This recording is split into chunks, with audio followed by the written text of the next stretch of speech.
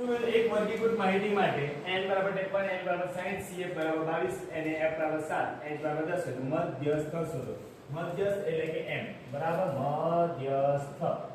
ચાલો હંમેશા યાદ રાખવાનું બહુલક અને મધ્યસ્થના સૂત્રમાં આપણે લોચો ચાલુ કરેલો એટલે કે l ગુણ્યા h બરાબર નીચે શું આવે તો યાદ રાખવાનું બરાબર.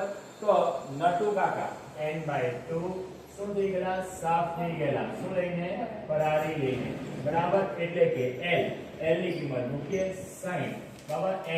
n કેટલા છે આપણી પાસે 53 ભાગ્યા 2 cf છે 22 છેદમાં f કેટલા છે 7 બરાબર. અને h છે આપણી પાસે 10. પહેલા તો 53 ભાગ્યા 2 કરી નાખીએ બરાબર. 53 ભાગ્યા 2 2 2 2 4 બરાબર. બચ્યા 1 નીચે આવ્યા 3 2 6 12 બચ્યા 1 બા પોઈન્ટ લીધું 2 બચા બરાબર 2 બચા 10 એટલે આવ્યા 26.5 બરાબર. એટલે કે 60 + 26.5 ઓછા 22 છેદમાં 7 ગુણ્યા 10 બરાબર. હવે 26.5 એટલે કે 26 માંથી 22 જાય એટલે કે 4 બચે એટલે કે 4.5 છેદમાં 7 ગુણ્યા 10 બરાબર. 4.5 એટલે કે મેં લખી દઉં કે 45 ના છેદમાં 10 અને ગુણ્યા 7 તો હતા જ અને 10 કેન્સલ થઈ ગયા એટલે કે 45 ભાગ્યા 7. ચાલો 45 ભાગ્યા 7 કરીએ આપણે 45 ભાગ્યા 7 7 * 7 7 5 35 6 7 42 બરાબર. બચ્યા કેટલા 3 પોઈન્ટ મૂક્યું.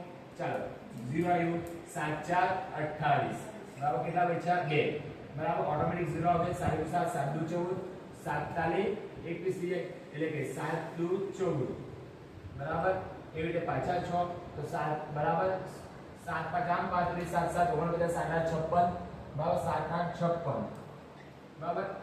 બચ્યા 4 તો આ રીતે જયા કરશે. એનો મતલબ કે આનો મેં લખવું હોય તો 6.4 આ 2 8 છે એટલે 8 એટલે 2 ના 3 થઈ જશે બરાબર. 60 + 6.43 હવે 60 + 6 કેટલા થાય 66.43.